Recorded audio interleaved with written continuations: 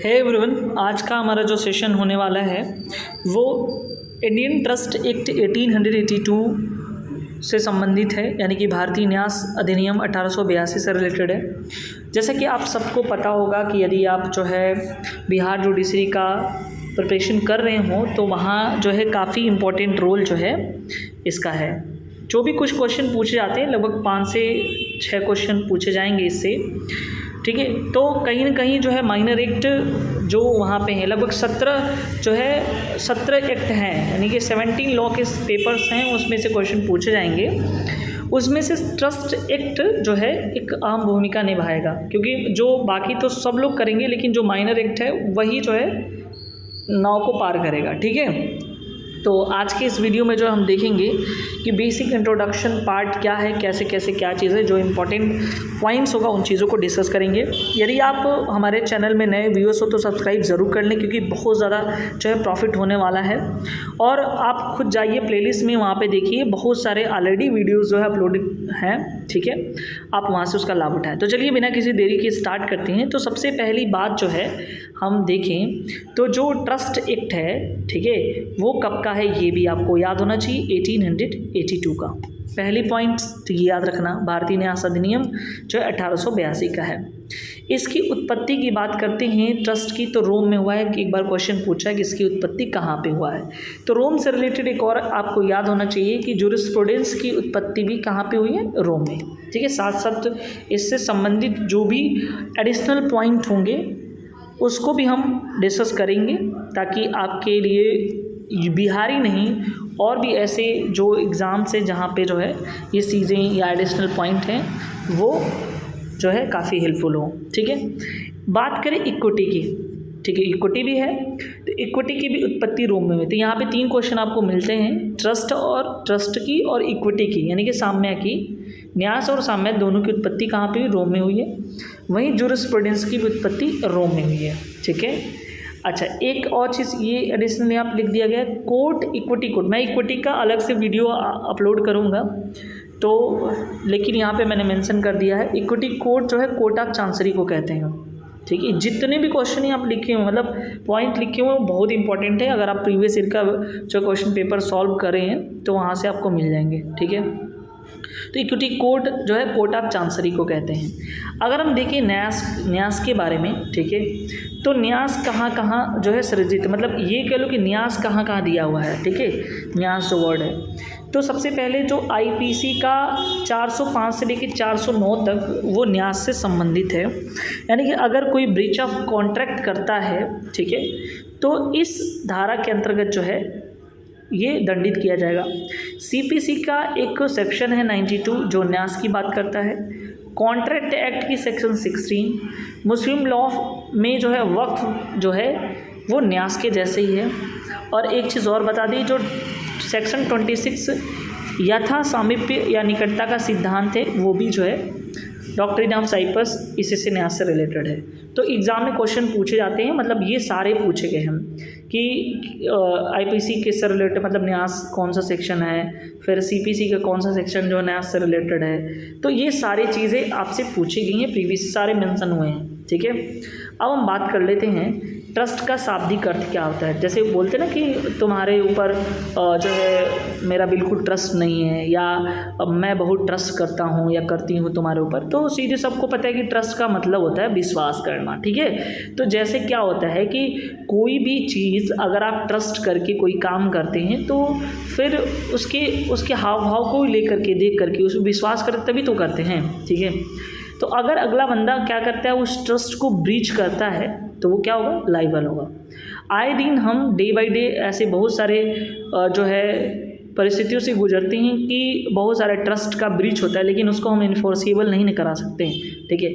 वही करा सकते हैं जो विधि द्वारा जो है न्यायानुमत हो, ठीक है। चलिए फिर देखते हैं आगे क्या है। तो बेसिकली अगर कोई पूछे, ट्रस्ट का मतलब होता है विश्वास करना, बिलीव करना, ठीक है।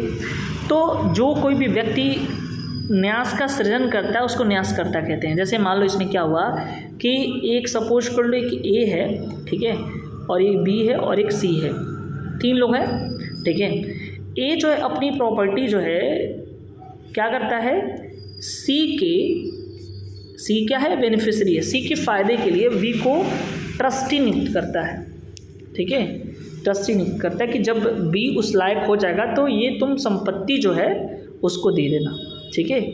तो ए क्या है यहाँ पे, चूँकि ट्रस्ट किस पे किया है, बी पे। ए जो है ट्रस्ट किया है बी पे, किसके बेनिफिट के लिए, सी के लिए, ठीक है। यानी कि सी के बेनिफिट के लिए ए ट्रस्ट करता है बी के कि भाई आने वाले टाइम में तुम क्या करोगे, जब मैं नहीं रहूँगा तो तुम उसको दे दोगे या उसके फ़ायदे के लिए तुम काम करोगे, ये चीज़ें, ठीक है। तो ए क्या कहलाता है, चूँकि ट्रस्ट कर रहा है और ट्रस्ट सेट कर रहा है, इसलिए इसको इंग्लिश में बोलते हैं सेटलर। इंग्लिश भी हम देखेंगे। और या ये ट्रस्ट कर रहा है, हिंदी में बोलते हैं इसको न्यासकर्ता, चूँकि न्यास को कर रहा है, ये नाश नहीं कर रहा है, न्यास कर रहा है, ट्रस्ट, ठीक है। और उस प्रॉपर्टी किसको दे रहा है, वो बी को, ठीक है। तो बी क्या कहलाएगा, ट्रस्टी कहलाएगा, ट्रस्टी, जिसको हिंदी में बोलते हैं हम लोग क्या, न्यासी, ठीक है। अगर वीडियो आपको समझ में आ रहा है तो लाइक ज़रूर करें, अपने दोस्तों को शेयर करना ना भूलें, ठीक है। ट्रस्टी हुआ, और ये जिसके बेनिफिट के लिए दिया जा रहा है वो होता है न्यासधारी, ठीक है। उसको क्या बोलते हैं, न्यासधारी, या इसको बोलते हैं बेनिफिशियरी, ठीक है। फिर से मैंने बताया, यहाँ पे देख लो, ए है, बी है, सी है, 3 लोग हैं। तो ए न्यास कर रहा है तो ये न्यास करता वी को दे रहा है न्यासी, और किसके फ़ायदे के लिए, सी के लिए, तो ये हो जो है न्यासधारी या बेनिफिशियरी कहलाएगा। आई होप ये चीज़ें समझ में होगा। अब यही चीज़ यहाँ पे लिखा हुआ है, जो न्यास का सृजन करता है। तो अभी हमने देखा ए न्यास का सृजन कर रहा था, तो वो क्या कहलाएगा, न्यास करता है या सेटलर कहलाएगा। जिस पर विश्वास किया गया, भाई ए जो है बी पे विश्वास किया था तो वो क्या है, न्यासी है, ट्रस्टी है। और जिसके लिए किया गया है वो उसे बोलते हैं हितग्राही, ठीक है, बेनिफिशियरी जिसको बोलते हैं, या जिसे बोलते हैं न्यासधारी, ठीक है, जिसके पक्ष में किया जा रहा है, ठीक है, याद रखूँगा, ठीक है। अब हम बात करते हैं यहाँ पे, देखिए ये नोट लिखा हुआ कुछ अलग ही है, ये इसको समझना जरूरी है। जिसके हित के लिए न्यास सृजित किया गया है, स्वामी वह है, न कि जिस पर विश्वास किया गया। यानी कि देखो, जिसके हित के लिए, अब हित किसके लिए था, सी के हित के लिए था ना, हम किसको दे रहे थे बेनिफिट, जो है बेनिफिट फाइनली किसको पहुंचना था, सी को। तो उसका जो मेन स्वामी है वो है, न कि हम बी को मानेंगे, ठीक है। यानी कि न्यासी स्वामी नहीं होता है, ये पॉइंट अपने दिमाग में रखना है, ठीक है। अब बात करते हैं यहाँ पे कॉन्ट्रैक्ट एक्ट का, जो कि 1872 का है, ठीक है। उसकी एक सेक्शन है 16, जो बात करता है असामयिक असर, जिसको बोलते हैं अनड्यू इन्फ्लुएंस, ठीक है। ये भी इंपॉर्टेंट है, हम कॉन्ट्रैक्ट एक्ट को भी डिस्कस करेंगे। तो कहता है कि 2 व्यक्ति, ठीक है, वो व्यक्ति ये कह रहा है कि उनके बीच संबंध ऐसा होता है कि एक व्यक्ति दूसरे की इच्छा को दबा सकता है या इच्छा को दबाए तथा अनुचित फ़ायदा उठा करके ऐसी संविदा असामयिक असर कहलाता है। जैसे मान लो नहीं होता है, मान लो कि ए है और ये बी है, ठीक है। यानी कि बी क्या करता है, ए के ऊपर पिस्तौल जो है रिवॉल्वर तान देता है और कहता है कि तुम जो है क्या हो, सी को मार दो, नहीं मारोगे, ठीक है, तो मैं तुमको मार दूंगा। तो कहीं ना कहीं जो है ये असामयिक असर इस पर दिखा रहा है, अनड्यू इन्फ्लुएंस कर रहा है। यानी कि इनके बीच ऐसा संबंध होता है कि इसकी इच्छा के विरुद्ध ये काम कर रहा है, और जबकि इसका इच्छा ही नहीं वो करने के लिए, इसकी इच्छा को दबाया जा रहा है, अनुचित फ़ायदा उठा लिया जा रहा है, ठीक है। तो इसी असामयिक असर से प्रेरित कहते हैं। एक और सबसे बेस्ट एग्जाम्पल यहाँ पे हम देते हैं, गुरु और चेला का एग्जाम्पल है, ठीक है। गुरु और चेला का एग्जाम्पल है। क्या होता है, मान लो कि बी ए पर विश्वास करता है, ठीक है। ऐसे में बी 1 लाख, मतलब बी मान लो, ऐसे सोचो कि ए जो है गुरु है, ऐसे सोच लो, ए जो है मास्टर साहब है, बी कोई स्टूडेंट है, ठीक है। अब बी क्या करता है, इस मास्टर साहब पे विश्वास करता है, भाई ऐसे ही तो विश्वास होते हैं। एक वकील जो एक कोई क्लाइंट रहता है वो एक वकील पे विश्वास करता है, ट्रस्ट वो करता है। उसी तरह से एक जो है डॉक्टर पे मरीज विश्वास करता है, उसी तरह से एक स्टूडेंट जो है टीचर पे विश्वास करता है। तो ये सब लोग जो है विश्वास पात्र हैं, लेकिन कुछ विश्वासघाती भी होते हैं, तो उस पर मत जाइएगा। तो बात करते हैं हम गुरु और चेला का एग्जाम्पल। तो यहाँ हमने माना ए क्या है, गुरु है, और बी क्या है, चेला है। जो चेला होता है यानी कि गुरु पे क्या करता है, विश्वास करता है। और ऐसे में बी को 1,00,000 का घोड़ा ए जो है 1,000 रुपये में दे देता है। मतलब अब ये सोच लो कि बी यानी कि चेले के पास जो है ना एक घोड़ा था 1,00,000 रुपये का, ठीक है, और ए क्या करता है उसको 1,000 रुपये में खरीद लेता है। कैसे? चेले की इच्छा के दबा के मतलब वो सोचता है कि नहीं, मतलब ऐसा नहीं होता है कि उनके बीच एक वैश्वासिक संबंध होता है, ठीक है, तो कहीं ना कहीं जो है वो असम्यक असर प्रेरित से मानी जाएगी। नहीं होता कि सस्ते में ही दे देना, ठीक है, ऐसे बोलते हैं, तो यहाँ पे अनड्यू इन्फ्लुएंस मानी जाएगी। ये एक बार जो है ये गुरु और चेला का एग्जाम्पल जो है अगर आप प्रीवियस ईयर के जो क्वेश्चन है उसको उठा के देखेंगे तो यहाँ पे पूछा गया है, तो इसलिए यहाँ पे मेंशन कर दिया गया है। आई थिंक आपको समझ में आएगा। उसके बाद जो है इसका प्रभाव कैसा होगा, तो इसका प्रभाव जानते हो कि अगर असम्यक असर से कोई कॉन्ट्रैक्ट हुआ है या पीड़ित जो भी पक्षकार है वो उसी संविदा अधिनियम के अंतर्गत 19A है, एक काफ़ी इंपॉर्टेंट है, उसके अंतर्गत शून्यकरणी होगा, पक्षकार चाहे तो उसे शून्य करा सकता है, ठीक है। अब देखो न्यास भंग के अपराध के रूप में क्या क्या है, तो अभी हमने बताया कि न्यास भंग अगर ब्रीच ऑफ कॉन्ट्रैक्ट करते हो तो आईपीसी का सेक्शन 405 से लेकर 409 तक है। क्रिमिनल ब्रीच ऑफ ट्रस्ट को बताता है, यानी कि क्या होता है, एक व्यक्ति जब दूसरे पे विश्वास करता है या करेगा और दूसरा व्यक्ति उस पर विश्वासघात करता है तो इसको बोलते हैं ना अमानत में खयानत डालना या गबन करना, कुछ ऐसा कुछ कर दे रहा है, विश्वासघात कर रहा है, उसके लिए हमारे आईपीसी में भारतीय दंड संहिता 1860 के जो धारा है 406, 407, 408, 409 है ना, इस सब में काफ़ी व्यवस्था किया गया है ऐसे लोगों के लिए, ठीक है। क्या व्यवस्था है? सबसे पहले तो ये 406 में सामान्य रूप से बात करता है, 405 ब्रीच ऑफ कॉन्ट्रैक्ट की परिभाषा देता है और 406, 7, 8, 9 ये सब जो है दंड की बात करता है, जिसमें से 407, 8, 9 जो है विशिष्ट प्रकार की दंड की बात करते हैं। बस इतना ही याद रखना, एग्जाम में क्वेश्चन पूछता है कहाँ से कहाँ तक है, ठीक है। आई होप ये चीज़ें आपको समझ में आ रही होंगी। उसके बाद बात करते हैं जिस व्यक्ति पर जितना विश्वास रहता है दंड की मात्रा उतनी बढ़ती है, ये भी याद रखना। अब ये भी जब न्यायालय जो है कोर्ट जो है पनिशमेंट देने की बारी आती है तो ये देखता है कि कौन कितना विश्वास पात्र है, किस लेवल पे है, ठीक है। जैसे एग्जांपल देख लेते हैं कि मोर ट्रस्टेबल पीपल, ऑलरेडी मैं इसके पहले डिस्कस कर चुका हूँ कि वकील, बैंक और दलाल ये चीज़ होते हैं। अगर ये लोग ब्रीच ऑफ ट्रस्ट करते हैं तो 409 के अंतर्गत जो है ये लाइबल होंगे और इन लोगों को काफ़ी माना जाता है कि काफ़ी ज़्यादा विश्वास क्लाइंट करते हैं और वो जो है एडवोकेट पे जो है बैंक पे, ठीक है, ये सब लोग करते हैं, तो इनके लिए अधिकतम सज़ा जो आजीवन कारावास है, सोच लेना लाइफ इम्प्रिजनमेंट की सज़ा है अगर ब्रीच ऑफ कॉन्ट्रैक्ट होता है तो, ये भी हमको याद करना है, ठीक है। सारे पॉइंट इंपॉर्टेंट हैं। अगर लगता है कि ये जो है आपके लिए बेनिफिट है, ठीक है, दोस्तों को शेयर करना ना भूलें, सब्सक्राइब चैनल ज़रूर कर लें, ठीक है।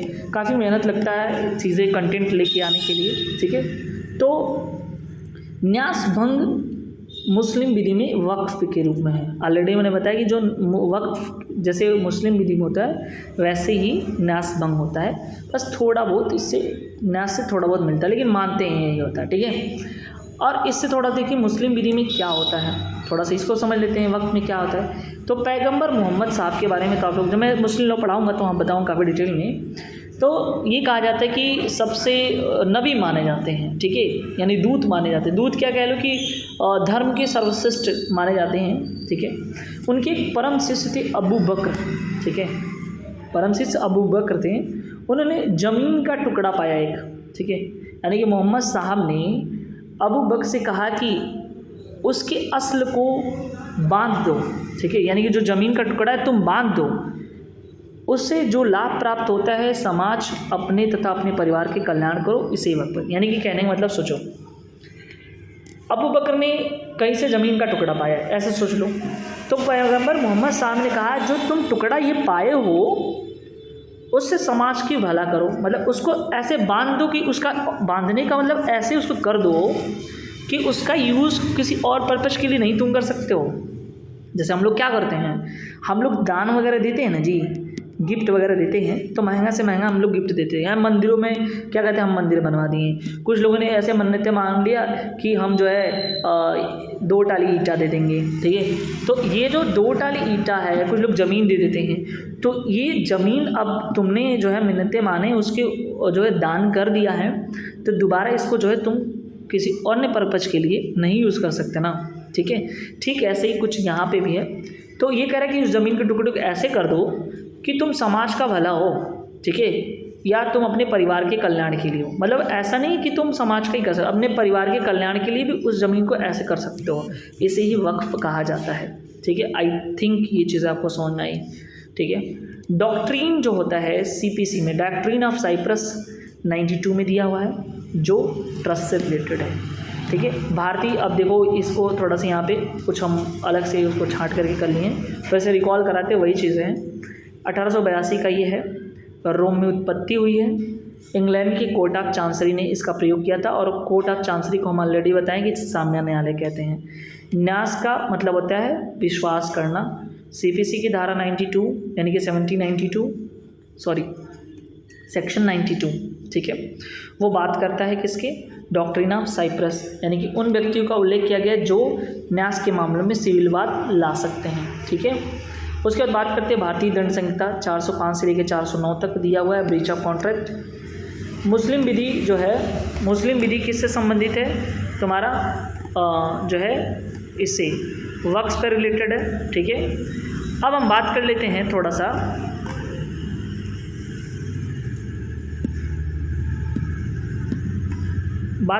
इसके आवश्यक तत्वों के बारे में, ठीक है। न्यास के आवश्यक तत्वों के बारे में क्या क्या हो सकते हैं।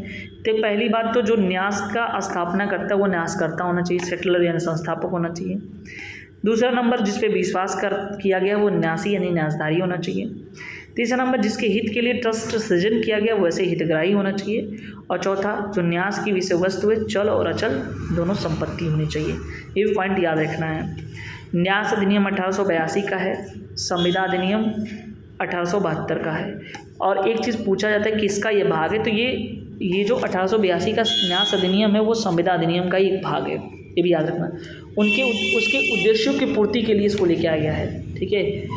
इस अधिनियम की कुल 9 अध्याय हैं, 96 धाराएं हैं, ये भी पॉइंट इंपॉर्टेंट है। 9 चैप्टर्स 96 सेक्शन है। प्रवर्तन तिथि पूछेगा, हमेशा पूछता ही हर एक से, 1 मार्च 1882 का है, ठीक है। और इस अधिनियम का वर्तमान में बने रहने का संवैधानिक उपचार आर्टिकल 372 है, ये नेशनल याद रखना है।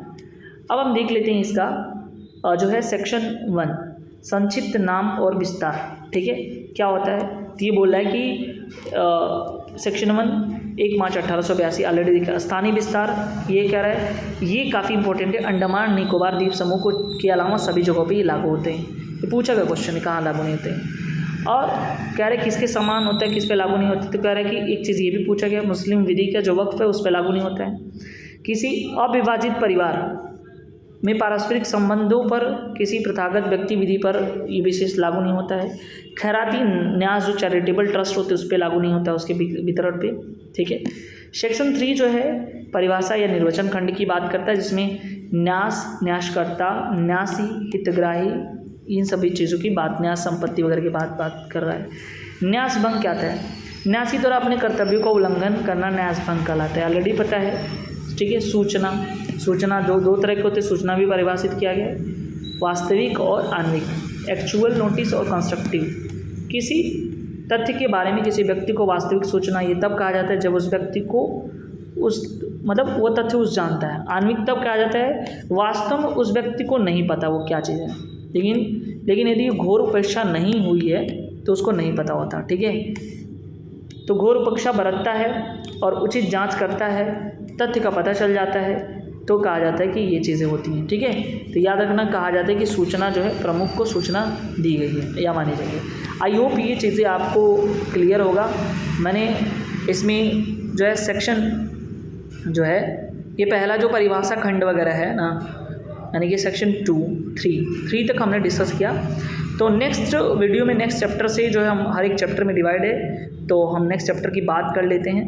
और ये जो है काफ़ी इम्पोर्टेंट था आज का सेशन, जिसमें हमने जो है introduction, basic part, essential element और जो डेफिनेशन क्लॉज को हमने करा दिया। ठीक है, थैंक यू सो मच, मिलते हैं नेक्स्ट वीडियो में।